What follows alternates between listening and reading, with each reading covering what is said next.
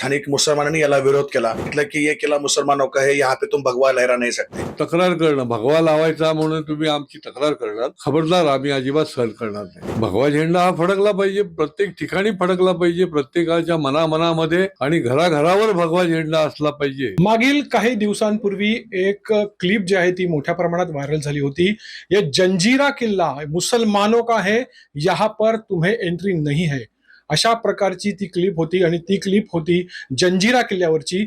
छत्रपती शिवाजी महाराजांच्या या महाराष्ट्रामध्ये, धर्मवीर संभाजी महाराजांच्या या महाराष्ट्रामध्ये असलेला हा जंजिरा किल्ला आहे. त्या जंजिरा किल्ल्यावरती तिथल्या स्थानिक जिहाद्यांनी थेट आपल्या शिवरायांच्या मावळ्यांना इशारा दिला. काय इशारा दिला तर ये किल्ला मुसलमान का है, ज्या विरोधात एकच संतापाची तीव्र लाट जी आहे ती उसळली आणि समस्त महाराष्ट्रामध्ये जे आहे या विरोधात आंदोलनं सुरू झाली आहेत. सह्याद्री प्रतिष्ठान जे आहे त्याने हा मुद्दा जो आहे हा पुढे नेलेला आहे. आणि आता नुसतं जंजिरा किल्ला आमचा आहे असं म्हणून चालणार नाही, तर जंजिरा किल्ल्यावरती कायमस्वरूपी भगवा झेंडा शासकीय मान्यतेनुसारच लावावा अशी एक मागणी जी आहे ती सह्याद्री प्रतिष्ठानतर्फे करण्यात आलेली आहे. माझ्यासोबत आहेत सह्याद्री प्रतिष्ठानचे डॉक्टर शमिक गोजमगुंडे आणि सह्याद्री प्रतिष्ठानचे अध्यक्ष असलेले ज्येष्ठ आमदार भारतीय जनता पक्षाचे संजय केळकर. आपण यांच्याशी बातचीत करणार आहोत. एकंदरीतच गोजमगुंडे साहेब, मला सांगा की काय नक्की हा प्रकार आहे, कशा प्रकारे या महाराष्ट्रामध्ये एक शिवरायांच्या मावळ्यांना भगवा ध्वज आणि शिवरायांचा जय जयकार करायला जो आहे तो विरोध होतो. काही महिन्यापूर्वी आमचे सह्याद्री प्रसादचे दुर्गसेवक जंजिरा किल्ल्यावरती त्या ठिकाणी स्वच्छता मोहीम करण्यासाठी गेले होते. आणि स्वच्छता मोहीम करत असताना छत्रपती शिवाजी महाराज की जय या नावाचा जयघोष करण्यात आला आणि त्या ठिकाणी परमपवित्र भगवा ध्वज फडकण्यात आला. त्यावेळी मात्र तिथल्या स्थानिक मुसलमानांनी याला विरोध केला. ते म्हटले की इसकी परमिशन तुम लाये क्या. आणि मग आपण सांगितलं की स्वच्छतेची परमिशन आमच्याकडे आहे आणि स्वच्छता करत असताना आम्ही भगवा झेंडा शिवाजी महाराजांचा जय जयकार आम्ही करतोच. तर त्यांनी विरोध दर्शवला आणि सांगितलं की ये किला मुसलमानों का है, यहाँ पे तुम भगवा लहरा नहीं सकते. आता आपल्या सगळ्यांना माहिती आहे की छत्रपती शिवाजी महाराज हे सबंध हिंदुस्थानाचे आराध्य दैवत आहेत. परमपवित्र भगवा ध्वज हा आपल्या त्यागाचा, शौर्याचा आणि समर्पणाचा आहे. तर तो ध्वज आपण सबंध हिंदुस्थानामध्ये कुठेही लावू शकतो. आणि जंजिरा किल्ला ही कुणी एका धर्माची मालमत्ता असू शकत नाही, ही राष्ट्रीय संपत्ती आहे. आणि एका राष्ट्रीय संपत्तीवर आराध्य दैवताची नावाचा जय जयकार करणं किंवा परमपवित्र भगवा ध्वज लावणं हा कुठला काही गुन्हा असू शकत नाही.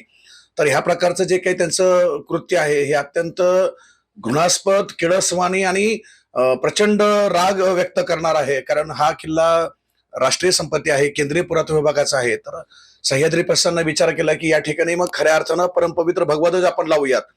परंतु जर आपण भगवा ध्वज त्या ठिकाणी लावला तर हे जिहादी लोक त्याचा अपमान करू शकतात. म्हणून शासकीय इतमामात त्या ठिकाणी आपण झेंडा त्या ठिकाणी कायमस्वरूपी लावला तर निश्चितपणे त्या झेंड्याचं पण त्या ठिकाणी म्हणजे संरक्षण होई जाईल आणि त्या ठिकाणी हे जे काही जिहादी लोक आहेत त्यांची सुद्धा मस्ती या ठिकाणी उतरेल या विश्वासानं आम्ही ही मागणी पुढे घेऊन जात आहोत.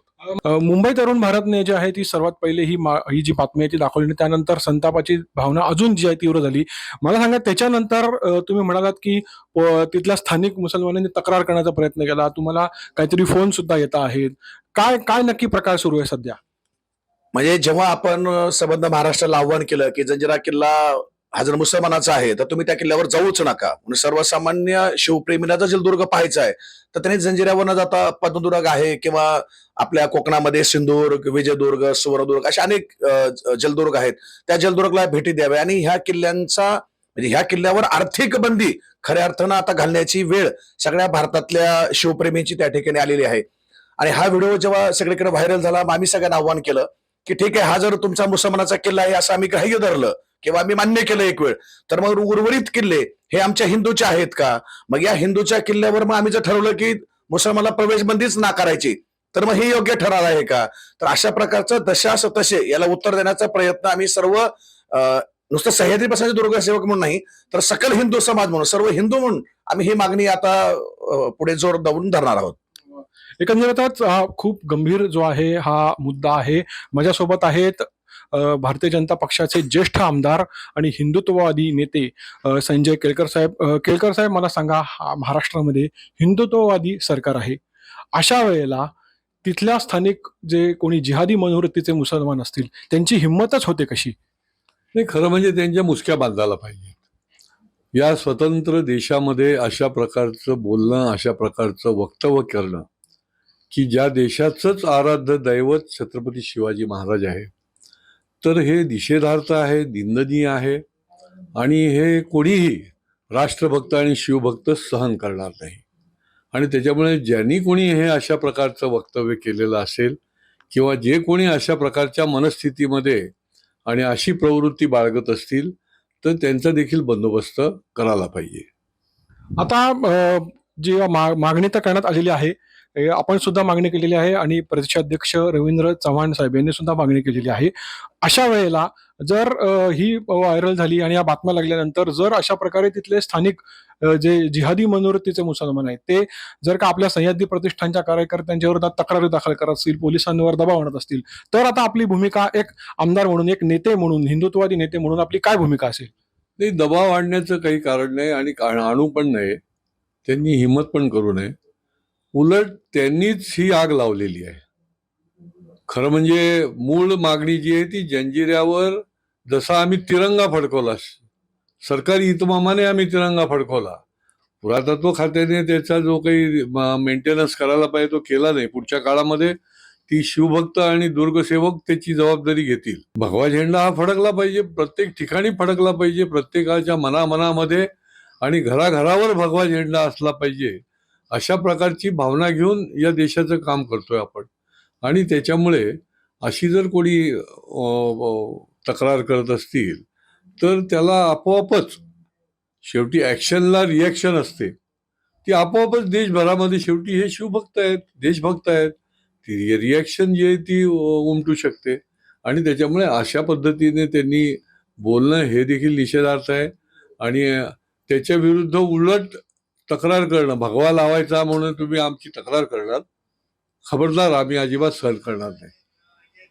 आता पुढची आपली भूमिका काय असेल? आज आपण चर्चा करणार आहात पुढच्या भूमिकेविषयी. तर आता नेमकी पुढची आपली याबाबतची भूमिका काय असणार आहे? नाही, असं आहे की आम्ही पुरातत्व विभागाकडे, केंद्रीय पुरातत्व विभाग जो इथला आहे त्या ठिकाणी आमचे कार्याध्यक्ष, आमचे संस्थापक, शिवभक्त आणि इतिहास संशोधक श्रमिक गोजमगुंडेंच्या नेतृत्वाखाली आंदोलन झालं. इथल्या कार्यालयाच्या हातामध्ये त्याच्या संबंधितली कुठलाही अथॉरिटी नाही. आणि त्याच्यामुळे केंद्रीय पुरातत्व खातं आणि तिथले अधिकारी आणि त्या संबंधातले केंद्रीय मंत्री माननीय शेखावतजी, तर त्यांच्याशी संपर्क करून आम्ही ही मागणी जी आहे ती लावून धरणार आहोत. सध्या ते लंडनला गेलेले होते, त्याच्यामुळे त्यांच्याशी याबाबतची चर्चा होऊ शकली नाही. परंतु आम्ही पुढच्या काळामध्ये त्यांची पण भेट घेऊ आणि या संबंधामधली आमची मागणी जी आहे ती त्या ठिकाणी मांडू. एकंदरीत जर आपण बघितलं तर संतापाची तीव्र भावना जी आहे ती सर्व स्तरावरनं व्यक्त होताना दिसते. आणि आता काहीही झालं तरी सुद्धा जंजिऱ्यावरती कायमस्वरूपी शासकीय स्वरूपात भगवा झेंडा हा फडकावला जाणारच, असा निर्धार जो आहे तो सह्याद्री प्रतिष्ठान आणि आमदार संजय केळकर यांनी व्यक्त केलेला आहे. विशाल वैद्य, मुंबई तरुण भारत, ठाणे.